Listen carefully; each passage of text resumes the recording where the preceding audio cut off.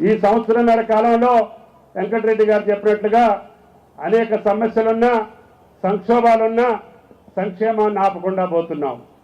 అదేవిధంగా విధ్వంసం చేసిన వ్యవస్థలు సంస్థలున్నా వికాసం వైపు నడపడానికి ప్రయత్నం చేస్తున్నాం. అధోగతి పాలైనటువంటి ఈ యొక్క ఆర్థిక సంస్థల్ని వెసులుబాటు చేసుకొని ముందుకు పోవటానికి ప్రయత్నం చేస్తున్నాం.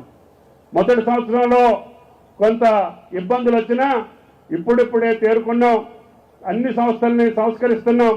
అన్నిటికీ ప్రణాళికాబద్ధంగా నిధులు ఖర్చు పెట్టాలని, తద్వారా మనం అనుకున్నటువంటి భాషలన్నింటినీ కూడా తీర్చి తెలంగాణ ప్రజల ఆకాంక్షలు నెరవేర్చడమే తెలంగాణ ప్రభుత్వం, రేవంత్ రెడ్డి గారి ప్రభుత్వం యొక్క ఆశయం అని చెప్పి మీకు ఈ సందర్భంగా మనం చేస్తున్నాం. అది రహదారులు కావచ్చు, అదేవిధంగా గౌరవెల్లి లాంటి ఇరిగేషన్ ప్రాజెక్టులు కావచ్చు, ఇందిరమ్మ ఇళ్లు కావచ్చు, సంక్షేమం కావచ్చు, మెడికల్ కాలేజీలు కావచ్చు, ఆసుపత్రి భవనాలు కావచ్చు, వాళ్ళు ఎన్నికల కోసం మొదలుపెట్టి వదిలేసినటువంటి ప్రతి కార్యక్రమాన్ని తీర్చే బాధ్యత రేవంత్ రెడ్డి గారి ప్రభుత్వం మేము తీసుకుంటామని చెప్పి మీకు ఈ సందర్భంగా మనం చేస్తున్నాం. అదేవిధంగా కరీంనగర్ జిల్లాకి ఇన్ఛార్జిగా వచ్చే అవకాశం వచ్చింది.